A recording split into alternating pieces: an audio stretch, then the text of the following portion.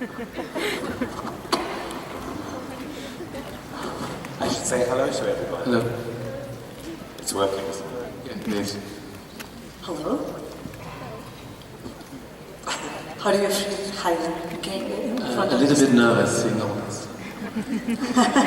There's nobody that has lost these. It's actually quite good because it's very, very hard to see everybody. So we're just going to sit here and have a conversation. An intimate conversation. Pretending you're not there. I'd like to start just by saying that I think Haider Ackermann is one of fashion's great storytellers. And so the obvious question for me is, what story are you telling, Haider, with your clothes? I think it's more search. It's kind of search for beauty or kind of elegance that I'm trying to find. And also because every collection is a continuation, so it feels like you're writing a book. Every collection is another chapter, and you hope to seduce the people with it, so that they continue. And hopefully the book is endless. Hopefully. See, I think one of them, well, I always think of fashion when I look at what designers do. I always think of fashion as fashion design as a designer's autobiography. And you are one person that I speak to who's very clear about this, that each collection is a chapter in an evolving story, and you call this a search. What are you looking for, do you think? And do you think you'll ever find it? Well, most probably I will never find it. But that's quite romantic, because it's like you're searching for something which is not existing. But the road, the travel to get there, it's quite beautiful. Do you think you're looking for yourself, actually, in a way? That would be so selfish, no? Well, the act of creation or is a egocentric. selfish act.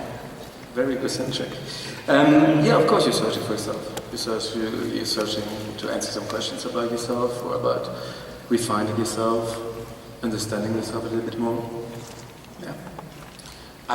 You've talked about this woman who's in your mind when you're designing, and she's always just out of reach, but she's getting closer, you say. And you can see that in your clothes, I think, that you say understanding. You have such a clear vision in your mind of who your woman is.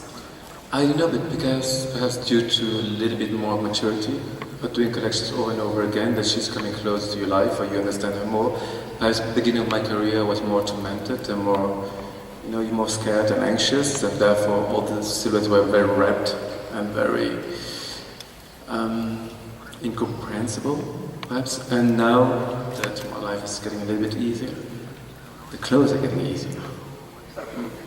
When did you know that this would be what you would do with your life? I never knew. There was not a point that I thought, like, okay, I'm going to be a designer now.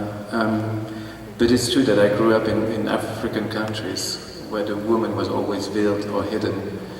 And that was a kind of mystery for me. You didn't know what was behind this fabric. So I thought that I was attracted by all the movements of fabrics in Africa, because women are ribbed in just 6 meters of fabrics, no more. And that was intriguing, so I thought that doing this business I might be getting closer to them or understand women much more. But I never will, obviously. No, I love your story, the story of your childhood and your constant traveling and living in these exotic environments, and how that shaped you. Would you tell us a little bit about how that all came about? Well, yeah. I mean, with my parents we traveled a lot. We lived in Africa in different countries, and of course those are all images that you have inside of you, and it's very rumeux. How do you say this in English? It's very misty. They're all in the back of your mind, so you don't take it on the first degree. But of course, it's a part of what you are. You can only draw what you are or what you have seen. Were you alone a lot when you were young? Yeah.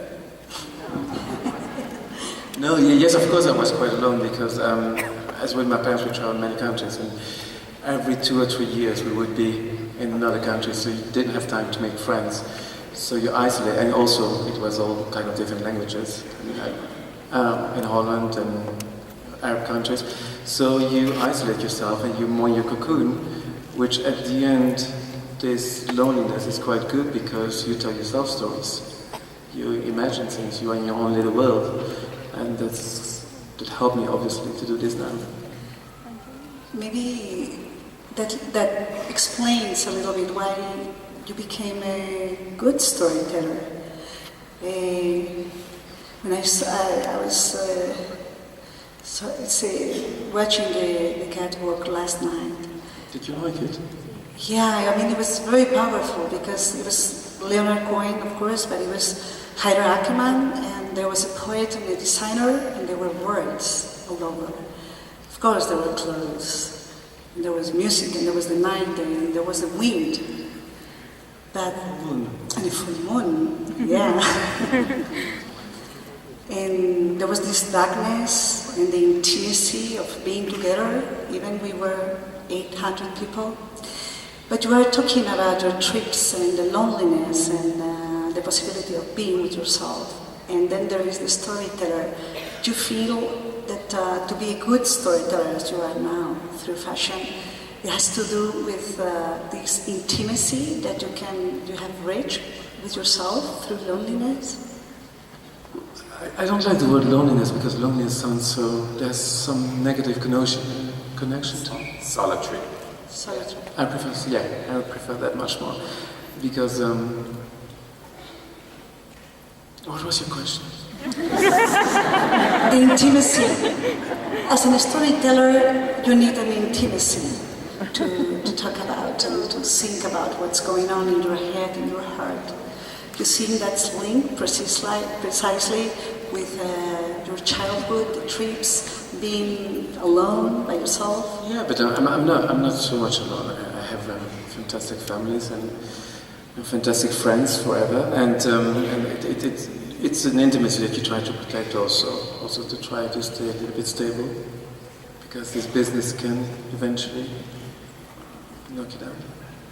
So, but thank God, I'm talking without I forgot your answer. No, you know, this Africa thing, it happened to, I mean, of course, Yves Saint Laurent, it happened to him, it happened